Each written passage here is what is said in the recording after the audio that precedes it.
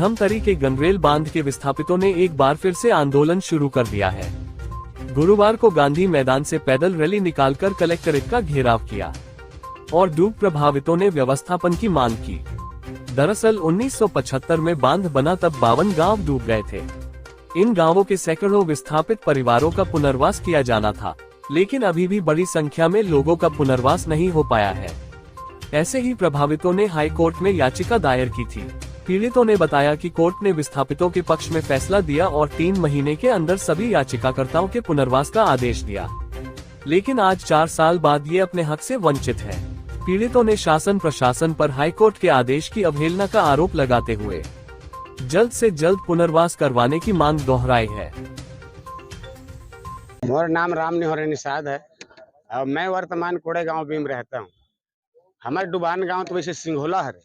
अब कहना का है आप लोगों को, हमारे तो मांग ये है कि हमारे डुबान वासीला डुबान पीड़ित परिवार ला जो भटकत है ओला बसना है और बसाइल पढ़ी का बार बसाइल पढ़ी के सरकार का आदेश आ गए ना हाई कोर्ट के गा। हाई कोर्ट है तो सर्वमान्य है और सर्वमान्य ला जिला प्रशासन अभी हमला नहीं करा थे। ये हमला कष्टमय बात है। बस कतिक परिवार अभी ये मन कतिक परिवार कम से कम तो ये मन तो अभी 500 तो 1000 परिवार कम से कम 500 मन इधर उधर तो घूमत है हमारे साथ। ये लड़ाई है तो जब से डुबान हुई बताओ ना, हम पूर्व में और बात किए थे कि जब से मतलब ये मिसा कानून लागू हुई ना तो पढ़े लिखे और हमारे जो अभी शिरोमणि जी है और आपका किरदत जी हमारे धमतरी वाला, ये लोग जब लड़ाई लड़े ना तो इन लोगों को जेल में अंदर कर दिए थे उस समय सरकार। कोई पढ़े लिखे नहीं बोल पाते, कोई बोलने वाले भी उस समय नहीं बोल पाते, जो बोलते थे उसको सीधा अंदर करते थे। अभी हम चाहते हैं कि हमको जमीन के बदला जमीन मिलना चाहिए। बस एक ठन मांग है जो पुनर्वास के तहत।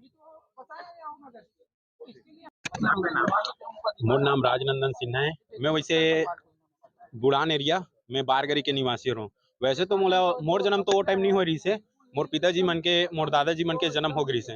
जिस प्रकार से सरकार है ना हमन ला अवहेलना करे है, हमारे मन के मांग के अवहेलना करे थे, तो हमन ला यही मांग है कि हमन ला पुनः व्यवस्थापन किया जाए। हाई कोर्ट के जब आदेश मिल चुके हैं 2020 में, 3 महीना पहले मतलब 3 महीना तक मतलब पुनः व्यवस्थापन करना है हमन ला, तो ये चीज सरकार हमारे साथ का बार अवहेलना करे थे, प्रशासन हमारे साथ का बार अवहेलना करे थे। यही जानकारी लेकर हम कलेक्टेड आ रहे हैं, लेकिन कलेक्टर साहब तो यहाँ नहीं है।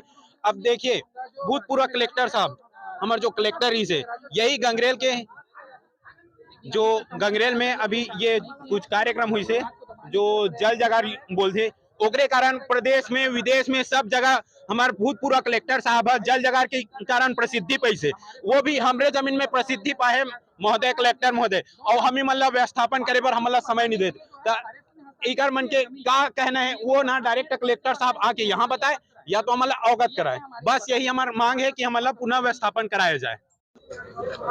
जी, मेरा नाम हरिशंकर मरकाम है, कार्यकारी अध्यक्ष डुबान संघर्ष समिति गंगरेल।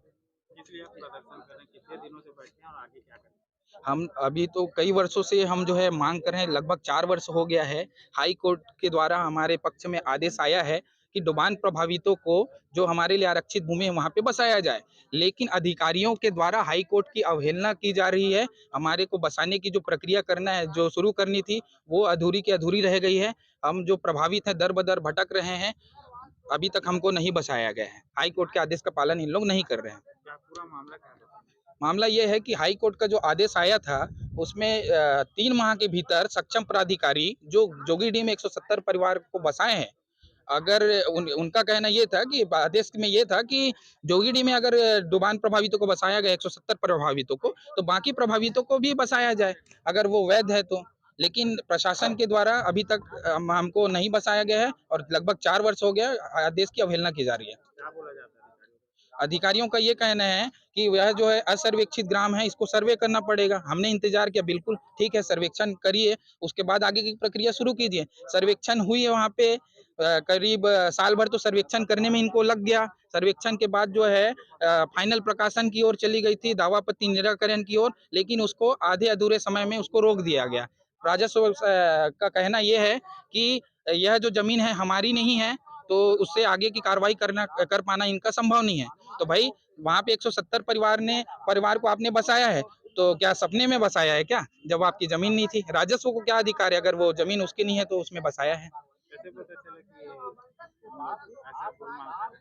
यह जो है पता इसलिए चला क्योंकि इनका कहना यह है कि हमारी जमीन नहीं है, राजस्व को हस्तांतरित नहीं हुए हैं। तो हमने पत्राचार किया वन मंडल में कि भाई वन मंडल ने राजस्व को हस्तांतरित किया है कि नहीं किया है। वह जब पत्राचार किए तो वन मंडल ने स्पष्ट क्लियर कर दिया है कि कंपार्टमेंट नंबर 107 जोगीडीह डुबान वासियों को बसाने के लिए हस्तांतरित किया गया है, जो जिसमें करीब 1600 एकड़ जमीन है जो हमारे को बसाने के लिए इरिगेशन को हस्तांतरित किया गया है। तो इरिगेशन ने राजस्व का हस्तांतरित किया है, उसका कोई अभिलेख राजस्व के पास नहीं है, ऐसा इनका कहना है। इसी कारण कार्रवाई में विलंब हो रहा है। आगे क्या करेंगे भाई राजस्व की नैतिक जिम्मेदारी, पूरी प्रशासन की नैतिक जिम्मेदारी ये है कि जो रिकॉर्ड है उसको दुरुस्त करे, पर इनकी लापरवाही देखते हुए तो नहीं लग रहा है कि ये आगे की कार्रवाई इन लोग करेंगे। अगर कार्रवाई नहीं करते हैं तो हम जो है अनिश्चितकालीन धरना पे बैठे रहेंगे और शासन प्रशासन कल जो है मुख्यमंत्री निवास जाएंगे और वहां सीएम साहब से अपने अधिकार की मांग करेंगे। और ये जो प्रशासन अभी गोलमोल तोलमोल कर रही है, इनको दरकिनार कर रही है जितने डुबान प्रभावितों को, उसकी शिकायत वहां पे करेंगे और भ्रष्टाचार का उजागर करेंगे।